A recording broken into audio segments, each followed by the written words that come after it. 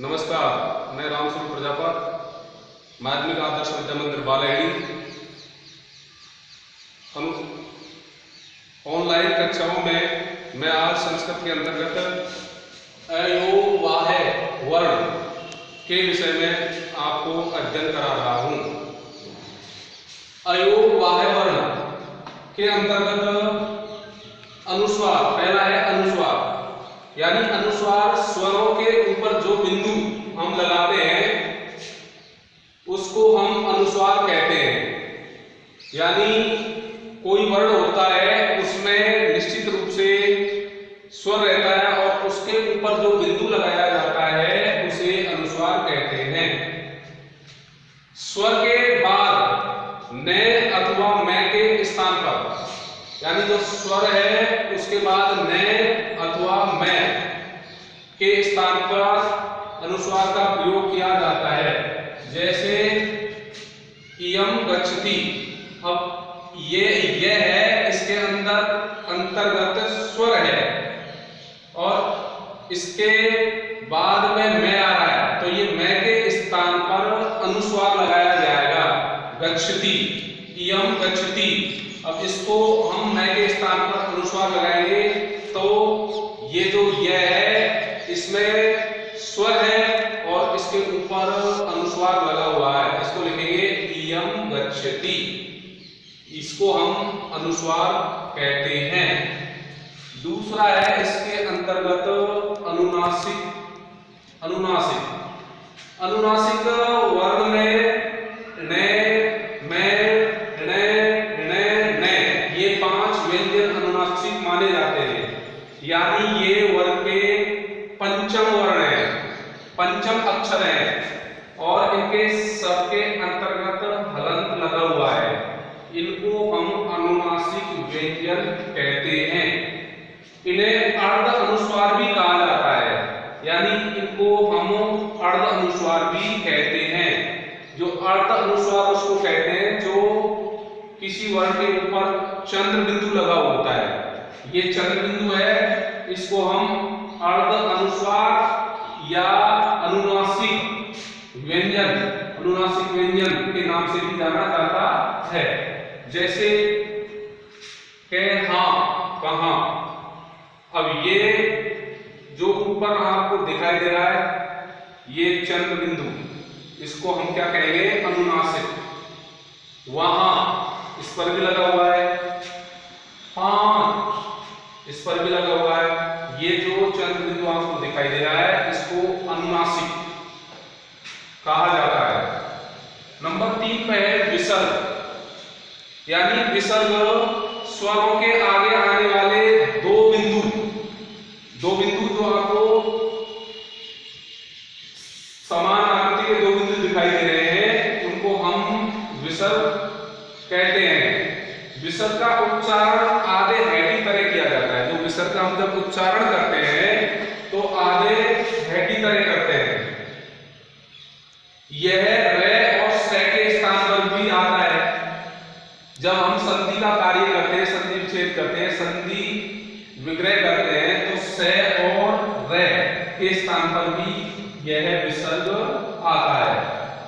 जैसे राम है।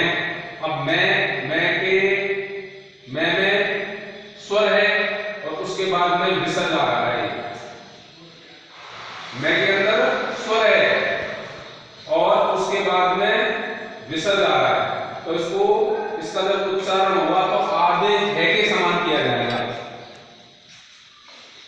भानु, इसमें इस जो ने इसमें स्वर लगा हुआ है और उसके बाद में विसर्ग आ रहा है, तो इसको हम विसर्ग कहते हैं। यानी जो विसर्ग का उच्चारण है आधे है की तरह किया जाता है और ये इसी स्वर के बाद आता है। क्योंकि मैं में से हम जब इसको स्वर निकालेंगे तो ए स्वर निकलेगा, इसी प्रकार में से भी उ स्वर निकलेगा और इनके बाद में ही विसर्ग आया हुआ है। अगला है जिह्वा मूल्य, यानी जिह्वा मूल्य चिन्ह कैसा होता है? ये जो आपको दिखाई दे रहा है कैसे, पहले ये जिह्वा मूल्य चिन्ह चिन्ह है और ये भी जिव्या मूल्य चिन्ह। इसका प्रयोग कै एवं फै से पहले किया जाता है। जिव्या मूल्य जो चिन्ह है इसका प्रयोग कै और फै से पहले किया जाता है। अर्थात कै और खै से पूर्व अर्ध विसर्ग सदृश चिन्ह को जिव्या मूल्य चिन्ह कहा जाता है। यानी अर्ध विसर्ग है जो जिव्या मूल्य चिन्ह है, इसको अर्ध विसर्ग चिन्ह कहा जाता है, यानी आधा विसर्ग। और इसका प्रयोग वैदिक संस्कृत यानी वैदिक संस्कृत में ही अधिक किया जाता है, जो आजकल बहुत ही कम प्रचलित है।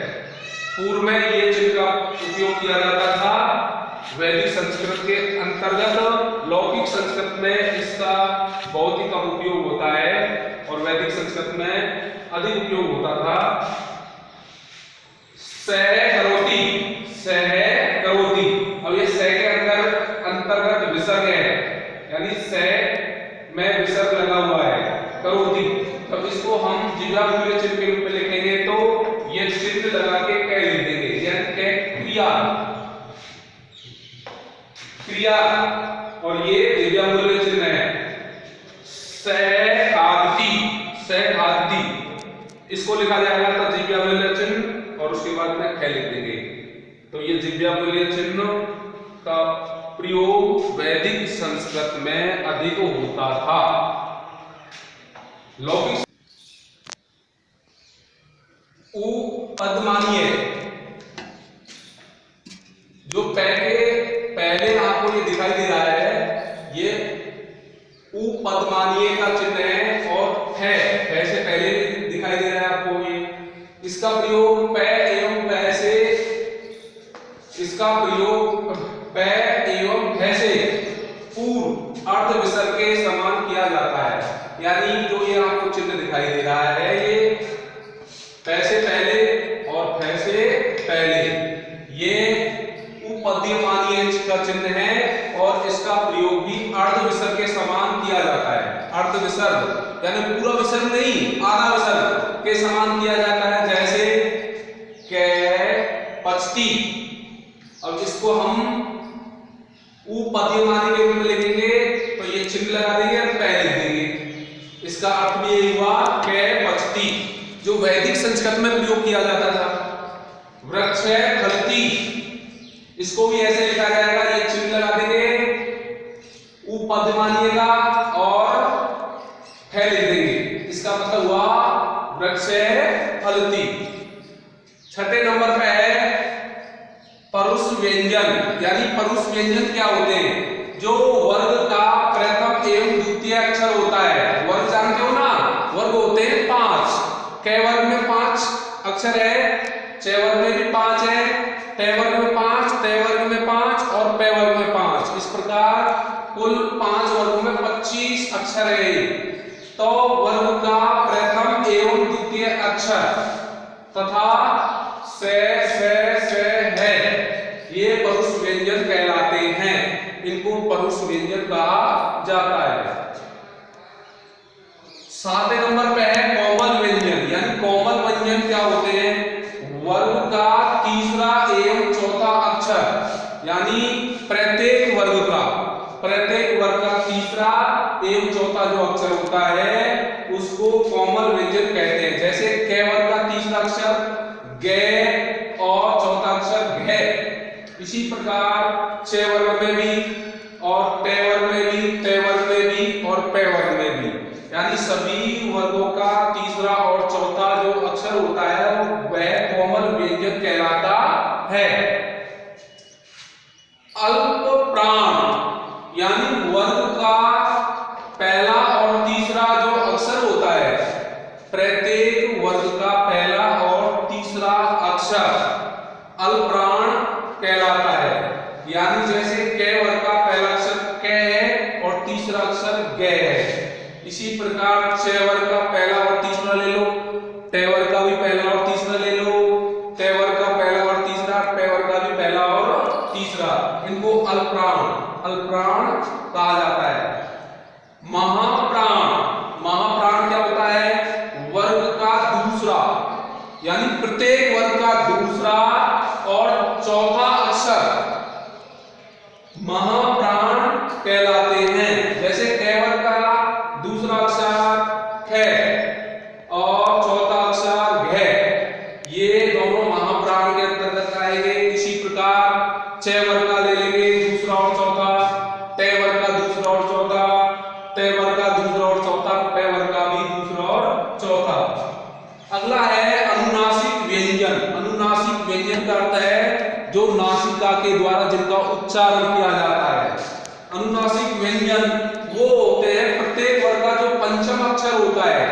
वर्ग 5 है और प्रत्येक वर्ग का जो पंचम अक्षर है वो अनुनासिक व्यंजन कहलाता है। इसके अंतर्गत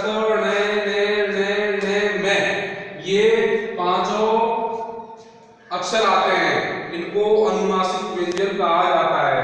आज भैया मैं आपको इतना ही ज्ञान कराऊंगा, अब अगली कक्षा कल होगी। धन्यवाद।